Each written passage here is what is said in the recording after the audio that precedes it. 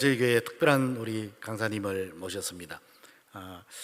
권혜상 우리 선교사님 교수님은 먼저 스텔렌보시 남아공에서 선교학 박사를 공부를 하시고, 그리고 선교 현장 캄보디아에서 KPM 파송 선교사로 선교 현장에 선교를 하시고, 그다음에 KPM의 본부에 있는 영국 국장으로 사역을 하시다가 지금은 우리 고려신학대학원의 선교학 교수로 사역하고 계십니다. 오실 때에 제자 한 분을 모시고 오셨습니다. 이 제자는 외국인입니다. 우즈베키스탄 자매인데요, 이곳에 와서 예수를 믿고 또 우즈벡에 가서 다시 복음을 전하는 일을 감당하려고 준비하고 있는 분입니다. 우리 목사님 나오셔서 먼저 오늘 아마 또 간증도 하실 건데 우리 자매님을, 제자를 좀 소개하고 또 순서를 진행해 주시면 좋겠습니다. 목사님 나오실 때 뜨거운 박수로 환영합니다.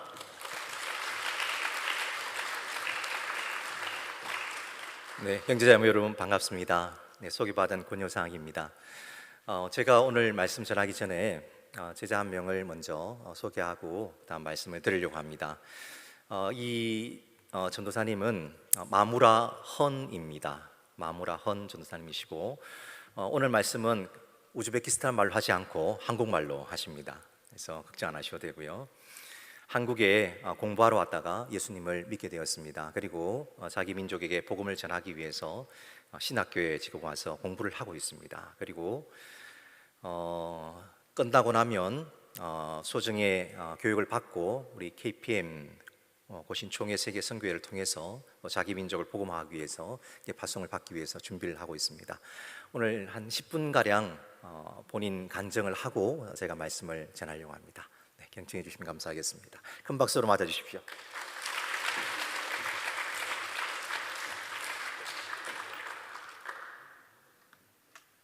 네, 안녕하세요. 반갑습니다. 먼저 이 자리에 설 수 있게 해주신 하나님 아버지께 감사와 찬양을 올려드립니다. 오늘 이곳에서 저를 자랑하는 것이 아니라 오직 삼위일체 하나님만이 높임을 받으시기를 원합니다. 저는 온 만물을 창조하시고 또한 저를 만드신 하나님을 아바 아버지라고 부를 수 있는 특권을 얻었습니다. 이러한 특권이 예수님을 통해 죄인 된 인간에게, 더 나아가서 죄인 된 저에게 주어진 줄도 모르고 살아왔습니다. 왜냐하면 저는 무슬림 가정에 태어나 자랐기 때문이었습니다. 우즈베키스탄 90%의 인구가 이슬람교를 믿고 있습니다. 정말 복음을 들을 수 없는 환경 속에 살고 있습니다. 제 가족은 아주 신실한 무슬림들입니다. 어렸을 때 TV를 통해서 한국 드라마 대장금, 주몽, 겨울연가, 이 드라마들을 보면서 자랐습니다. 이 드라마들을 보고 한국 문화에 관심이 생겼습니다. 고등학교 2학년 때 남들이 대학교를 준비하면서 취직을 꿈꿀 때 저는 한국에 가서 큰 성공을 얻으려고 원했습니다. 독학으로 한글을 배우고 결국 한국의 언어연수 학생으로 오게 되었습니다. 그 와중에 대학교 입학하게 되었고 주변에 우즈벡 친구들이 없고 많이 외로움을 느꼈습니다. 영어도 모르고 한국어는 그렇게 잘하지는 못해서 학업 가운데 많은 어려움을 그리고 스트레스를 받았습니다.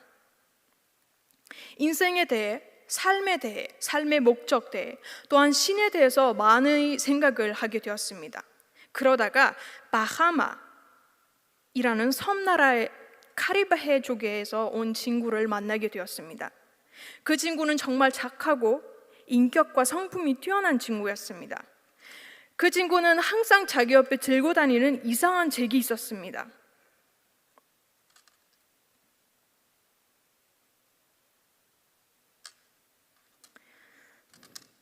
저는 그 당시 몰랐는데 그 책은 바로 성경책이었습니다. 어느 날 그 친구가 두 손 모으고 조용히 앉아있는 모습을 보고 궁금해서 물었습니다. 친구야, 지금 뭐 하냐? 그 친구는 기도하고 있다고 대답했습니다. 이슬람교를 믿는 저에게 큰 충격적인 사건이었습니다. 바로 그때 저도 모르게 제 입에서 뚝 튀어나온 말이, 친구야, 너는 왜 항상 행복하고 항상 친구들도 많고 너는 다른 사람들과 완전히 달라?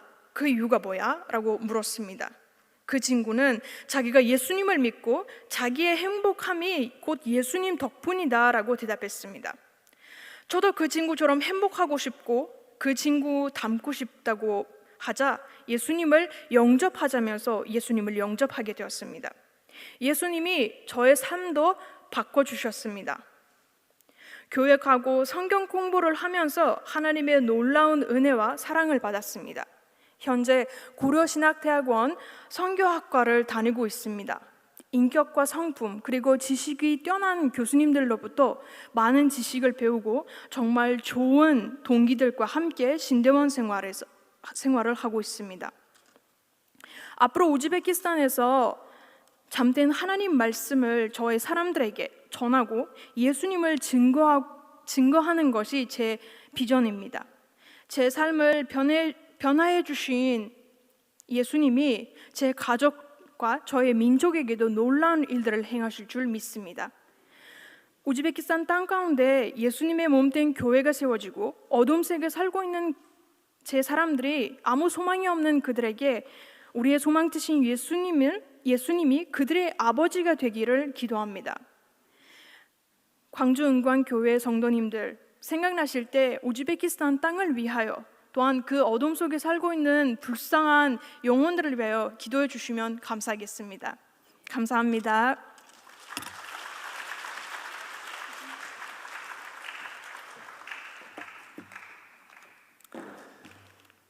우리 이 친구의 외삼촌은 이맘입니다. 그러니까 이슬람의 목사 같은 분이시죠. 그래서 제가 재작년부터 집에 한 번 안 가냐 물으니까 겁나서 못 간다는 거예요. 다름이 아니라 자기 어머니와 자기 외삼촌이 양을 잡아서 다시 이슬람으로 개종을 하려고 계속해서 준비하고 계셔서 너 빨리 들어와 이렇게 하고 있어서 무서워서 못 갔는데 이번에 대학원에 친구들이 11명이나 같이 여러 가지 뭐 이제 한글 교육도 준비하고 선물도 준비하고 해서 같이 갔다 왔습니다. 그래서 마침 그래도 거기서 안 붙잡히고 다시 재개종하지 않고 살아서 돌아올 수 있었습니다. 앞으로 이 자매를 통해서 하나님께서 어떤 일을 할까 저는 참 궁금합니다. 오늘 제가 여러분과 함께 나눌 이야기는 구심적인 선교라는 그런 제목으로 말씀을 나누려고 합니다. 하나님은 구약시대 때 어떻게 선교하셨을까요? 지금 KPM 우리 고신에서 파송하신 선교사님들은 약 250년인, 부부하면 500명입니다. 가족까지 하면 약 2200명에 해당합니다. 자, 이 사람들을 예를 들어서 구약시대 때 생각해서 파송을 한다면 얼마만큼 비용이 들까를 한번 생각을 해보았습니다. 구약시대 때 가장 대표적인 선교사는 요나라고 할 수 있겠죠, 그죠? 니느웨로 하나님께서 보내셨습니다. 자, 침신대 최원진 교수님이 계시는데 이분이 지난주에 제 학교 오셔가지고 대뜸 이런 이야기를 하시더라고요. 요나를 하나님께서 이제 니느웨까지 파송하실 때 거기까지 갔다 오는 그 비용이 얼마나 들었을까? 이것을 AI한테 계산을 시켰답니다. 그 당시 환율과 이런 것들을 계산해서 하니까 한 2,500만 원 정도 갔다 오는데 2,500만 원 정도 될 것이다 라고 AI가 대답해 주더랍니다. 저는 한 10년 전에 제 친구 한 명이 경제학자인데 이 친구가 저한테 대뜸 비슷한 이야기를 했습니다. 요나를 그 당시에 한 사람 파송할 때 얼마나 비용이 들었을까? 자기가 계산했을 때는 한 7,500만 원 정도, 그 당시 문화화라든지 어떤 환경을 생각했을 때 그 정도 들 것이다. 뭐 평균 잡아서 해서 5천만 원 든다 생각해 보시기 바랍니다. 그러면 2,200명을 한 번 왔다 갔다 하면 돈이 얼마 될까요? 그러면 고시는 선교를 할 수 없습니다. 너무 돈이 많이 들어서. 그래서 하나님은 다른 방법을 사용하셨죠. 사람을 멀리 보내는 원심적인 선교, 뭘 원자를 써서 원심적인 선교를 하죠. 선교사를 멀리 많이 파송하지 못하던 시대였습니다. 대신에 어떻게 하셨습니까? 이스라엘 백성들을 애굽에서 큰 무리로 만드시고 하나님의 나라의 공동체로 만드셨죠. 그리고 그들을 적과 꿀이 흐르는 가나안 땅으로 인도하셨습니다. 그런데 가나안 땅은 사실은 적과 꿀이 흐른다고 말하기가 좀 힘든 땅입니다. 비옥한 땅이 별로 아닙니다. 그곳은 이스라엘에 이런 우화가 있습니다. 하나님께서 천지를 창조하시고 나서 천사들에게 이제 나무도 세상에 뿌리고 그 다음에 뭐 동물들도 세상에 골고루 뿌리고 뭐 해야 되기 때문에 천사마다 각각 어떤 그 동물이라든지 혹은 뭐 식물 이런 것들을 큰 망태기에다가 짊어지어 가지고 이 세상에 골고루 뿌리거라라고 이렇게 명령하셨습니다. 근데 한 천사에게는 나무를 다 이렇게 짊어지우시고 전 세계에 보냈습니다. 골고루 뿌리도록 했고 그런 식으로 이렇게 각각의 물체들을 다 뿌렸습니다. 그리고 이제 돌을 뿌려야 되는데 돌 바위를 뿌려야 되는데 한 천사에게 이제 그것을 할 수 있도록 큰 망태기에다가 돌과 바위를 담아 주었습니다. 이 천사가 룰루랄라 하면서 이렇게 다니다가 이게 뿌려다가 좀 모자라 가지고 이 친구가 그거를 망태기를 툭 떨어뜨려 버렸습니다. 그게 어딜까요? 이스라엘 땅입니다. 이스라엘 땅.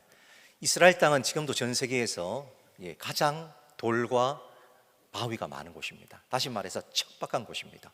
이스라엘에 이런 우화가 있을 정도면 얼마나 척박하겠습니까? 정말 척박한 곳인데 그럼에도 불구하고 하나님께서 그곳을 그들의 적과 꿀이 흐르는 땅이야라고 하신 이유가 뭘까요? 뭔가 이렇게 좋은 게 있겠죠, 그죠? 이건 바로 도로였습니다. 도로가 그 당시에 많지 않은 시대였습니다. 특별히 국제도로라는 것은 그 당시에는 하나 닦는데 1000년 이상 걸리는 그런 데였습니다. 자, 우리나라 이제 동쪽, 우리나라까지는 안 왔지만 저기 동쪽 북쪽에서 몽골이라든지 그쪽에서 시작해서 로마까지, 그러니까 서양까지 이렇게 연결하는 옛날에 북쪽에 도로가 하나 있었죠. 그걸 뭐라고 부르죠? 아유, 잘하시네요. 실크로드라고 부릅니다. 그게 몇 년 동안 만들어졌을까요? 그 국제도로가 1000년 이상 걸렸습니다. 그것도 무슨 아스팔트로 포장한 것이 아니라 그냥 흙길입니다. 대부분 다. 그런데도 안전이 보장되어지고 이 모든 환경이 갖추어지는데 1000년 이상이 걸리게 되었습니다.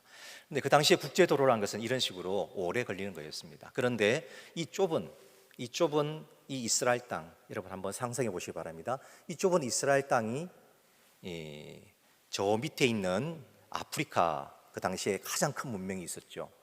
이집트 문명이 있었고, 그 다음에 그 위쪽에는 유럽 쪽이 있었고, 또 그 오른쪽 위쪽에는 뭐가 있었습니까? 그 당시에 메소포타미아 문명, 역시 가장 큰 문명이 있었습니다. 그 다음 밑으로 내려오면 인도 문명들, 이런 문명들이 지나가야 되는 그 중심점에 있던 그런 곳이었기 때문에 이전부터, 그들이 그곳에 정착하기 이전부터 국제도로가 2개 반이 지나가는, 하나는 왕의 도로, 하나는 해안도로라는 것이 지나가는 아주 교통의 중심지에 있었습니다. 거기에 하나님께서 그들을 두신 것입니다.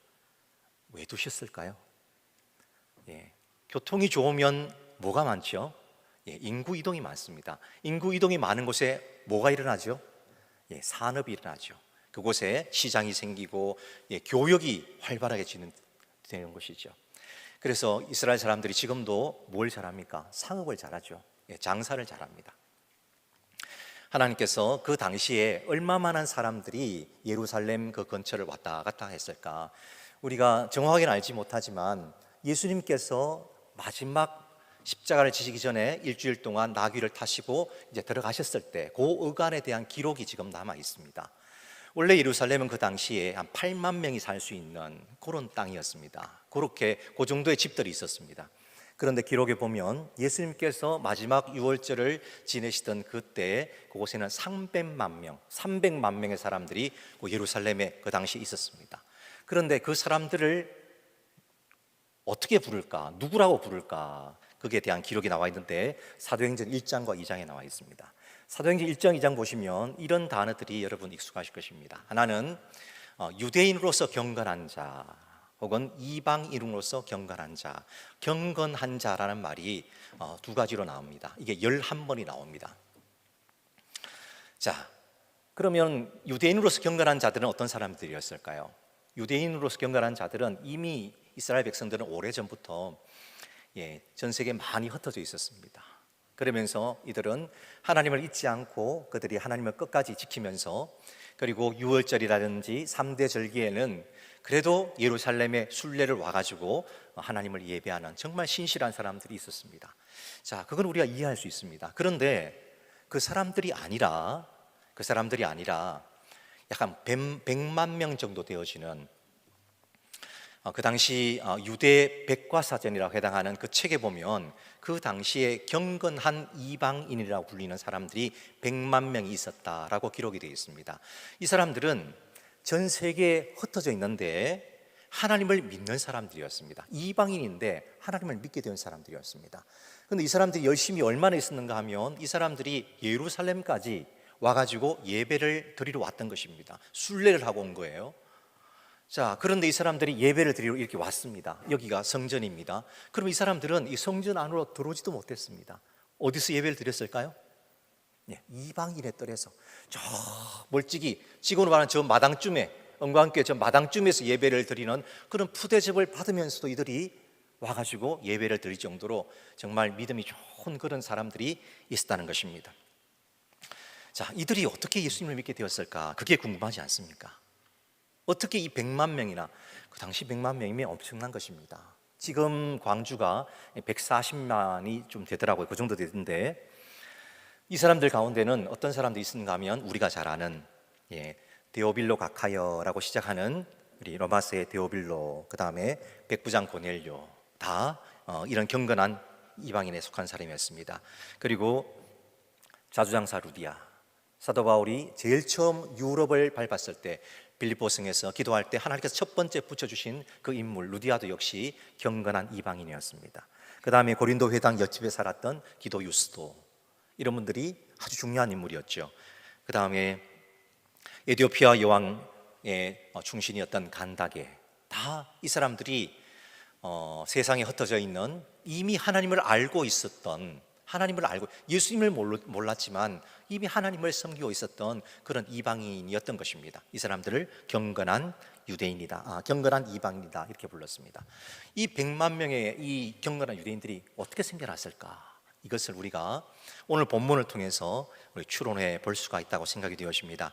오늘 본문은 이제 보통 보면 착하게 살아라, 뭐 이런 게 결론을 짓는 그런 본문입니다. 왜냐하면 선한 사마리아 비유잖아요, 그죠? 그래서 보통 목사님들은 우리가 착하게 살아야 돼, 이런 증거 구절로 오늘 본문을 많이 사용합니다. 그러나 사실은 이 구절은 성경학적으로 굉장히 중요한 이 본문입니다. 오늘 이 본문을 시작하는 그 배경을 보면 25절부터 배경이 되어집니다. 여러분 보십시오. 어떤 율법 교사가 예수님을 몰래 찾아왔습니다. 그리고 묻습니다. 어떻게 하면 영생을 얻을 수 있겠습니까? 자, 지금으로 말하면 목사님이세요. 이 율법 교사 목사님이 예수님께 찾아오신 거예요. 그런데 이 목사님이 영생을 그 구원을 어떻게 받습니까? 라고 묻는 것입니다. 이게 사실 말이 안 되죠, 그죠? 그러나 이렇게 묻습니다. 그럴 때 예수님께서 율법이 어떻게 기록되었느냐? 그가 대답하죠. 주 너의 하나님을 사랑하고 또 내 이웃을 내 자신같이 사랑해야 됩니다. 그러면 구원 얻는다고 성경에 적혀 있습니다 라고 대답하니까 예수님께서 잘했어 라고 칭찬해 주시죠. 자, 그러자 그 율법 교사가 29절에 이렇게 묻습니다. 사족이기도 하고 묻는 것입니다. 자, 같이 한번 읽어볼까요? 29절입니다. 시작. 그 사람이 자기를 옳게 보이려고 예수께 여짜오되 그러면 내 이웃이 누굽니까? 라고 묻습니다. 자, 여러분, 이 말이 무슨 말일까요? 내 이웃이 누굽니까? 왜 뜬금없이 갑자기 내 이웃이 누굽니까? 라고 물었을까요? 그런데 더 이상한 것은 갑자기 예수님께서 내 이웃이 누굽니까? 라고 묻는데 그에 대한 대답으로 지금 선한 사마리아인 비유를 지금 하고 계신 것입니다. 자, 내 이웃이 누굽니까? 라는 이 말을 간단하게 그냥 시간이 없어서 풀어드리면 이런 말입니다. 자기가 생각에는 하나님을 믿는 것, 하나님을 사랑하는 것은 구원과 직접적인 관계가 있잖아요, 그렇죠? 하나님을 사랑해야 되죠, 그렇죠? 그런데 이웃을 사랑하는 것이 어떻게 구원과 관계가 있습니까? 라고 질문하는 것입니다. 그에 대한 대답으로 주신 것이 바로 선한 사마리아 비유입니다. 그럼 여러분, 예수님께서 그 대답으로 주신 우리가 그대로 우리가 생각하면 이 말을 이 비유를 잘못 이해하면 그럼 착하면 구원받는다? 이게 아니죠, 그렇죠? 그런 식으로 해석할 수 없는 것입니다. 선한 사마리아인처럼 착하면 구원받는다, 그 말이 아닌 것입니다. 이것은 다른 의미인 것입니다. 하나님의 사랑은 예수님을 통해서 구원받는 것과 관계가 있습니다. 그러나 이웃 사랑은 무엇과 관계 있습니까? 구원받은 백성의 인생의 목적과 관계 있는 것이죠. 구원받은 백성의 인생의 목적이 바로 이웃 사랑이라고 가르친 것입니다. 이게 무슨 말일까? 제가 이제 이 이야기를 조금 더 많이 각색을 해가지고 여러분께 말씀을 드리려고 합니다. 제가 이게 너무 많이 각색하니까 여러분들이 저를 너무 이상하게 생각하지 마시고요. 그냥 너무 좀 이해하기 쉽게 각색을 하도록 하겠습니다. 저기 아라비아에 큰 부자가 있었습니다. 그가 예루살렘에 가면 정말 국제 무역을 할 수 있고 돈을 많이 번다더라, 그런 소문을 들었습니다. 그래서 자기 재산을 다 팔아가지고 대상을 꾸렸습니다. 수십 마리의 낙타에다가 진귀한 아라비아 향품 같은 것을 다 샀습니다. 그리고 예루살렘에 가서 장사를 했는데 정말 떼돈을 벌었습니다. 그리고 이제 룰루랄라 하면서 이제 여리고를 통해서 이제 자기 집으로 내려가는 길이었습니다. 여러분, 예루살렘은 1000m 고지입니다. 그리고 여리고는 아주 밑에 있는 그런 가파른 그런 이렇게 내려와야 되는 그런 지형이기 때문에 여기에 원래 그 당시에 수많은 장사꾼들이 왔다 갔다 하는 원래 그런 길이었습니다. 뭐가 많을까요? 돈이 많고 길은 험하고 강도가 많겠죠. 떼강도가 실제로 여기에 굉장히 많았습니다. 그래서 예수님께서 강도 비유를 드신 것입니다. 강도를 만났습니다. 거의 죽게 되었습니다. 그런데 다 물건도 다 뺏기고 다 죽게 되었는데 가망이 없다고 생각했는데 누군가 자기를 구해가지고 자기 집에 데려가가지고 자기를 오랜 기간 동안 다 치료를 하고 그래 준 것입니다. 그리고 이 사람이 나중에 알고 봤더니만 하나님을 믿는, 하나님이란 신을 믿는, 여호와를 믿는 그런 사람이었습니다. 그가 이제 물었습니다. 너는 어떻게 가지고 그래서 쓰러져 있었냐 물으니까 A부터 Z까지, 사실 나는 저기 아라비아 사람이고 이렇게 가지고 내가 여기 쓰러져 있다, 이렇게 얘기했으면 불쌍하잖아요. 성경에 보면 어떻게 적혀 있습니까? 나그네와 객을 홀대하지 말아라. 그리고 이 사람은 정말 자기 민족 때문에 이런 큰 어려움을 겪었으니까 그가 가만히 보니까 집에 돌아갈 차비도 없는 거예요. 그래서 여러분, 각색입니다. 각색입니다. 저를 이단처럼 보지 마십시오. 그래서 어느 정도 다시 재기할 수 있는, 장사할 수 있는 돈을 빌려주고, 실제로 그가 또 장사를 해가지고 또 다시 이문을 남기고 원금을 갚아주고 자기 집으로 무사히 돌아갔습니다. 아라비아에 가서 자기 집에 가서 자기 부인과 자녀들과 또 친구들을 불러놓고 이 이스라엘 사람들에 대해서 어떻게 얘기했었겠습니까? 이 나쁜 놈들, 정말 나쁜 놈들이야, 정말 못쓸 놈들이야, 나를 이렇게 해가지고 다 죽을 뻔해서 내가 겨우 살아왔어, 이렇게 얘기했겠죠, 그죠?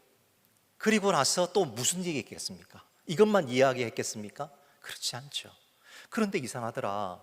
여호와라는 신을 믿는 그 사람들이 있는데 이 사람들은, 다른 사람들은 다 자기를, 다른 민족 사람들이 다 지나가도 자기를 그냥 못 본 채 하고 다 지나가고 자기가 죽게 되었는데, 아니 여호와를 섬기는 이 사람은 자기의 신이 가르치신 율법 그대로 나를 자기 집에 들어와서 다 돌봐주고 그 다음에 내가 여기까지 올 동안에 이렇게 선을 베풀더라. 정말 이런 사람들이 다 있더라. 이런 사람들을 어디서 볼 수 있을까? 정말 신실한 사람들이야. 그 신은 도대체 어떤 신이길래 이 사람들은 이렇게 선하게 살아갈까? 우리 아까 마무라가 저기 우리가 잘 알지도 못하는 그런 어떤 저기 섬나라에서 온 친구를 만나서 너무 기쁘게 살아가는 그 친구의 모습을 보고 자기가 이곳에서 힘들게 살아가는 자기와 너무 대비되어지는 그 삶을 보면서 자기도 그 하나님에 대해서 궁금해지고, 그리고 나서 교회에 따라가고 예수 믿게 되었지 않습니까? 그런 것처럼 이 사람이 이스라엘 백성들을 하나님께서 멀리 못 보내시니까, 멀리 원심적인 선교사로 세계 못 보내시니까 그냥 이스라엘 땅에 가만히 두신 것입니다. 구심적인 선교죠. 그게 두시고 대신에 그 국제 도로를 통해서 교육하기 위해서 수많은 사람들이 왔다 갔다 하면서 하나님을 믿는 사람들의 백성들이 하나님의 법도를 따라서 어떻게 살아야 되는지를 그들이 보게 하신 것이죠.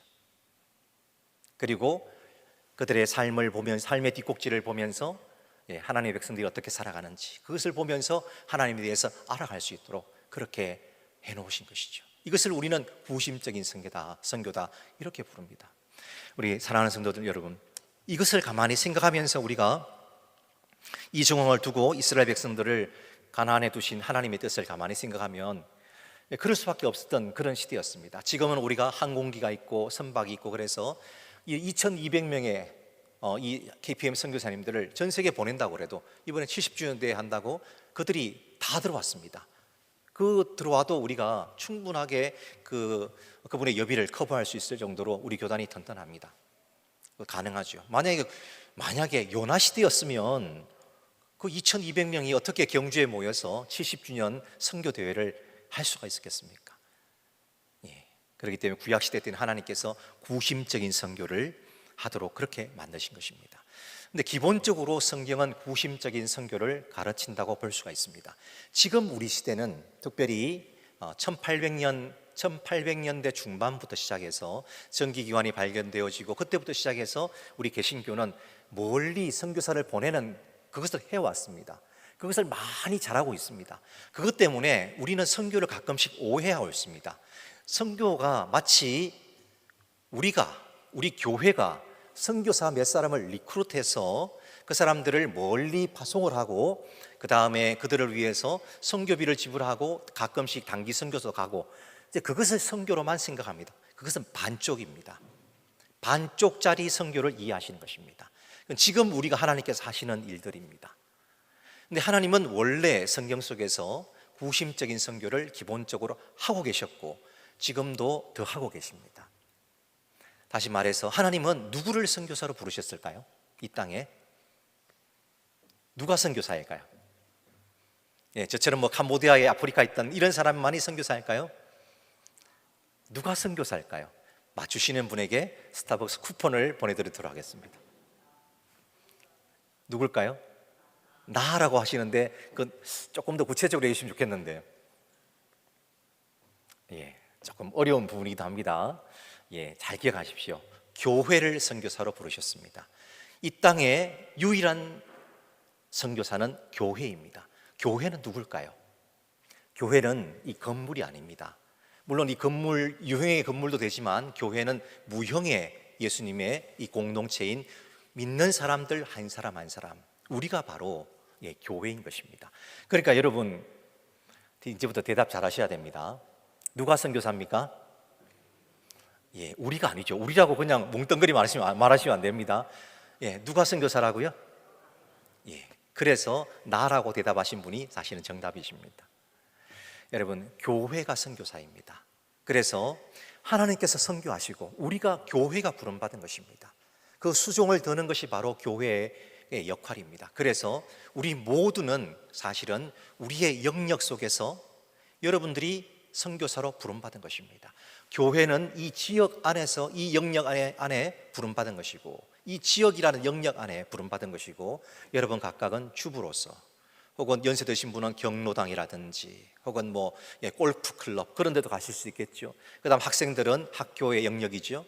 그다음에 직장인들은 경찰의 영역, 공무원의 영역 혹은 제철 같은 데 다니시면 제철의 영역, 군인이면 군의 영역, 자기의 영역 속으로 하나님께서 선교사로 부르신 것입니다. 이것이 원래 선교의 개념입니다. 그래서 우리는 이 지금 선한 사마리아인이 그냥 착한 일 했구나 이것이 아니라 우리의 신앙의 뒷꼭지를 그들에게 보여주면서 하나님의 살아계심을 우리는 드러내야 되는 선교사로서 우리 영역에서 부름받다는 사실을 꼭 기억해야 됩니다. 그래서 이 구심적인 선교를 바탕으로 해서 이것을 잘 되는 사람들, 우리의 영역 속에서 정말 많은 사람들에게 영향력을 미치는, 아까 바하마에서 왔던 그 친구는 그런 친구겠죠. 예수님 때문에 기쁨이 있는 것을 이런 이슬람을 믿었던 마무라도 보니까 다른 거예요. 그 삶이 다른 거예요. 기쁨이 있고 성경책을 들고 다니는데 뭔가 다른 친구, 그것을 보여주는 선교사로서 살아가야 됩니다. 그래서 저는 요즘 우리 청년부나 중고등부 우리 특강이라든지 혹은 갈 때 학생들에게 특별히 성경책을 꼭 들고 학교 가라고 얘기합니다. 여러분 직장에 성경책 한번 들고 가보시기 바랍니다. 이런 핸드폰 말고 여러분이 충분히 직장에 가면서 버스에서 지하철에서 볼 수 있습니다. 성경책 볼 수 있습니다. 그게 아니라 성경책을 들고 한번 다녀보십시오. 학교에 가가지고 성경책을 펴고 직장에 가가지고 성경책을 펴고 한번 읽어보십시오. 브레이크 타임에 한번 읽어보십시오. 여러분 삶이 어떻게 변화되어지나 한번 꼭 해보십시오. 우리가 하나님을 드러낼 수 있는 여러 가지 방법들이, 창의적인 방법들이 있습니다. 그러나 가장 원초적인 그런 방법을 우리가 사실은 지금 다 놓치고 있습니다. 우리가 크리스찬이라는 것을 드러낼 수 있는 게 리터지라고 하는데 이것이 별로 없습니다. 예를 들어서 목사님들도 이런 카라 사용 안 하잖아요. 로만 카라 사용 안 하잖아요. 그죠? 넥타이 그냥 저도 하고 있잖아요. 그죠? 근데 신부님들은 어떻게 합니까? 신부님이라는 것을 드러내죠. 그죠? 우리 스님들은 어떻게 합니까? 승복을 입고 계시잖아요. 스님이라는 것을 드러내고 있습니다. 또 이슬람은 어떻게 합니까? 이슬람들은 하루에 엉덩이 이렇게 하면서 5번씩 절을 하면서 그렇게 자기가 이슬람이라는 것을 자랑스럽게 드러냅니다. 여러분, 예수님이 부끄러우십니까? 우리 구원자가 부끄러우십니까? 우리가 어떻게 살아야 될지를 주신 이 말씀이 부끄러우십니까? 그렇게 해서는 안 되겠습니다. 우리가 예수자인 것을 드러내야 됩니다. 우리의 삶의 영역 속에서 이것부터 해보시기 바라겠습니다. 가장 원초적인 것부터 여러분도 해보시고 나의 삶의 영역에 내가 선교사로 부름을 받았다는 사실을 꼭 기억하시고, 그런 사람, 다시 말해서 이 땅에서 바가지가 안 새는 사람이 선교사로 나가야 됩니다. 저는 우리 담임 목사님하고 오랜 친구입니다. 또 사실은 이제 선배기도 하시죠. 중국 단기 선교도 학교 때 우리 대학원 다닐 때 같이 가서 그때부터 시작해서 오랜 기간 동안 관계를 가졌습니다. 정말 그 어려운 중국에서 참 신실하게 어려운 곳에서 사역을 하셨습니다. 여러분, 이런 분들이 나가셔야 됩니다. 안에서 새는 바가지가 밖에서 안 새고, 여기서 여러 영역에서 바가지, 신앙의 바가지가 샌다면 밖에서 셀 것입니다. 예화 하나 들고 마시려고 합니다. 저는 포항 충진교회라는 곳에서 마지막 선교 목사로 잠깐 있다가 파송을 받았습니다. 포항에 가면 설림병원이라는 기독교 병원이 있습니다. 여러분 아시죠, 그죠? 선한 사마리아 병원이라는 뜻이죠. 설림병원. 자, 거기에 강재명, 지금은 장로님이십니다. 우리 교단의 장로님이시고, 그분이 그 당시 집사님이셨는데 감염내과 과장님이십니다. 이분이. 그런데 제가 그 당시에 새신자부를 주일날 담당을 했습니다. 그래서 이렇게 중간 이렇게 밥 먹고 나면 이렇게 새신자부실에서 새신자부를 이렇게 가르치는 걸 하고 있었는데, 어느 날 갑자기 한 60대 중반쯤 되어주시는 저기 포항 죽도시장에 생선 손질해서 파시는, 난전하시는 그분이 벌컥 문을 여시면서 여기 강재명 선생이 있어, 강재명 선생, 이러면서 이게 죽도시장 아주머니 큰 걸걸한 목소리로 막 찾으시더라고요. 나중에 알고 봤더니만 이분은 아주 오래전부터 그냥 이런 분을 이렇게 뭐라고 부르죠? 이 보살이라고 부르죠. 그죠? 불교에서는 불교를 그냥 완전히 뭐라고 해야 되나, 평신도지만 매일 가가지고 스님들 복양하고 밥 해주고 뭐 하는 그런 분들 계시죠. 보살이라고 그렇게 하시더라고요. 그렇게 사셨습니다, 평생을. 그런데 이게 큰 병을 얻으셔서 포항설림병원에 오랫동안 입원하셨습니다. 그런데 강재문 선생님은 기억도 못 하시더라고요, 사실은. 나중에 말씀드리니까. 근데 이분은 그냥 협진을 해드렸습니다, 계속해서. 그런데 이 아주머님이 강재명 선생님 같은 사람이면 내가 예수님을 믿어야 되겠다 생각하셔가지고 퇴원하자마자 교회 찾아오신 거예요. 그러니까 누가 가라고 해가지고, 새신자부 가라고 해가지고 그냥 찾아오신 거예요. 그런데 강재명 집사님은 그분을 모르시더라고요, 누군지. 여러분, 강재문 선생님은 이런 삶을 사시다가 저와 다른 한의사, 또 바리스타, 한 팀, 여러 사람들이 한 팀을 이루어서 6가정에서 캄보디아로 선교사로 파송을 받아 하셨습니다. 그리고 제가 사역했던 캄보디아 장로교 신학교 앞에 헤브론 병원이라고 있는데, 헤브론 병원, 기독교 병원입니다. 그곳에서 감염내과 의사로 6년 동안 봉사하셨습니다. 봉사하시면서 그냥 치료하시고 하루에 300명을 치료하십니다. 그러니까 전도를 어떻게 하시겠어요? 여러분, 그게 중요한 것이 아니라, 치료해 주는 게 중요한 것이 아니라 자기와 똑같은 현지인 의사들을 키워내셨습니다. 같이 먹고 자면서, 기숙사에서 같이 먹고 자면서 자기와 똑같은 사람들을 만들어내셨어요. 그 삶을 보여주면서 의사로서, 기독교인 의사로서 살아가는 것이 어떤 것인지. 그분은 그렇게 사시다가 이제 의사 선생님들은 너무 오랫동안 선교지 계시면 약이라든지 혹은 의료 기술이 완전히 바뀌기 때문에 일정 기간 다시 돌아오셔야 된답니다. 그래서 지금은 포항에 있는 강남 성모병원에서 감염내과 과장으로 지금도 장로님으로 포항중정교회에서 봉사하고 계십니다. 여전히 그런 삶을 살고 계십니다. 그리고 거기서 길러냈던 수십 명의 현지인 그 의사, 간호사들, 그 사람들을 한국에 연수를 시키시면서 하시면서 계속해서 영향력을 미치십니다. 여러분, 캄보디아는 이런 의사라든지 이 사람들은 일반 사람들이 갈 수 없던 그런 고위직입니다. 일반 사람들은, 저 같은 게 일반 선교사님들은 그 사람들이 뭐 법관이라든지, 우리나라도 뭐 법관이라든지 판사, 이런 사람들, 변호사, 이렇게 높은 레벨을 차지하고 있지 않습니까? 거기는 더 합니다. 이 완전 계급처럼 나눠져 있습니다. 우리 같은 사람들한테 저는 말도 못 겁니다. 병원에서 진료받는 것 외에는 저희를 만나지도 않습니다. 그런데 이 사람들이 어떤 자리에, 그러니까 중산층 이상에 가는 것이죠. 그리고 이 사람들이 또 똑같은 삶을 살아내면서 지금 그런 삶을 살아내고 있습니다. 여러분, 멀리 보내는 선교사, 그것도 중요합니다. 어떤 사람을 보내야 될까요? 우리가 여기서 먼저 우리 영역 속에서, 특별히 우리 자녀들에게 우리의 신앙의 뒷꼭지를 우리가 보여주면서 이렇게 사는 것이 신앙인들이, 하나님의 백성들이 내 삶의 영역에서 사는 방법이야 라고 우리가 가르쳐야 됩니다. 아이들을 가르칠 때 아이들에게 좋은 성경 교재 사준다고 해가지고 아이들이 변화되는 것이 아닙니다. 지금 교회마다 가면, 저는 거의 매주마다 다른 교회 가서 설교를 합니다.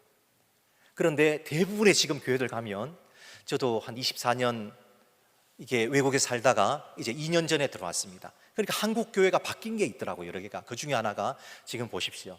여기도 보시면 평균 나이가 얼마쯤 된다고 생각하십니까?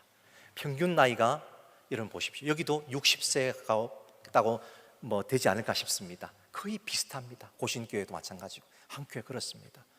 여러분, 이제 10년, 20년, 30년 되면 그 다음 세대가 어떻게 될까요? 물론 광주 온광교회처럼 1000명이 넘는 대형 교회들은 학교도 하고, 그 다음에 일반 학교도 하고, 뭐 어하나도 하고, 하지만 여러분, 옆에 있는 작은 교회들은 어떻게 될까요? 주일학교도 없는 그 교회들은, 고신교회들은 어떻게 될까요? 그 교회에 얼마 전에 저기 구룡포에 가니까 장로님 한 분이 기도를 하시는데, 대예배 기도를 하시는데 이렇게 하시더라고요. 하나님, 이 교회가 30년간만 더 가게 해주십시오. 그렇게 기도하시더라고요. 제가 눈물이 막 쏟아지더라고요.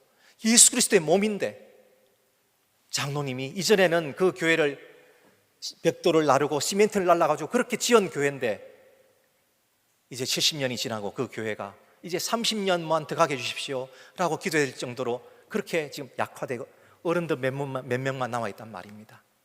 우리가 어떻게 해야 될까요? 이 다음 세대를 우리가 우리의 삶의 영역에서, 우리 어르신들은 특별히 이제 내가 지금까지 주님을 잘 섬겼고 이런 교회를 만들었고 내가 물질도 헌신을 많이 했고 이전에 내가 주님께 해보지 않은 게 없어, 전도도 많이 했고, 여러분 그걸로 위로 삼지 마시기 바랍니다. 이제 신앙에 원숙함이 있는 여러분들이 해야 될 일이 있습니다. 그냥 저기 세품학교 오하나 선생님께 맡길 일이 아닙니다. 우리 다음 세대에 영적인 뒷꼭지를 보여주시는 것, 그건 여러분만 할 수 있는 것입니다. 원숙한 신앙을 가지신 여러분이 할 수 있는 것입니다. 교회에서 그것을 보여주십시오. 여러분의 삶의 영역 속에서 또 그것을 보여주십시오. 다음 세대가 예수님 믿는 그것이 어떤 것인지 알 수 있도록 보여주셔야 됩니다. 그래서 이 다음 세대들 속에서 선교사로 나가려는 사람들, 자기 영역 속에서 바가지가 안 새는, 신앙의 바가지가 안 새는 그런 청년들 발견하시거든 여러분 좀 보내십시오. 선교사로 많이 보내십시오. 그래서 이 구심적인 선교가 잘 되는 교회, 이런 교회에서 원심적인 선교를 할 수 있는 선교사가 나오는 것입니다. 그래야지 그때 비로소 해외에 나가는 많은 선교사들이 이 땅에 계속해서 유지가 될 수가 있는 것입니다. 사랑하는 우리 성도 여러분, 하나님께서 교회를 선교사로 보내셨습니다. 우리가 누군가 이렇게 몇 명 리크루트 해가지고 선교사 저기 우간다에도 파송하고 캄보디아에도 파송하고, 우리는 그냥 기도해주고, 우리는 그냥 물질 보내고, 선교원금 우리가 월정으로 하고 이걸로 선교 다 한다 생각하시면 그것은 성경을 잘못 보신 것입니다. 그것이 아니라 우리가 선교사인 것입니다.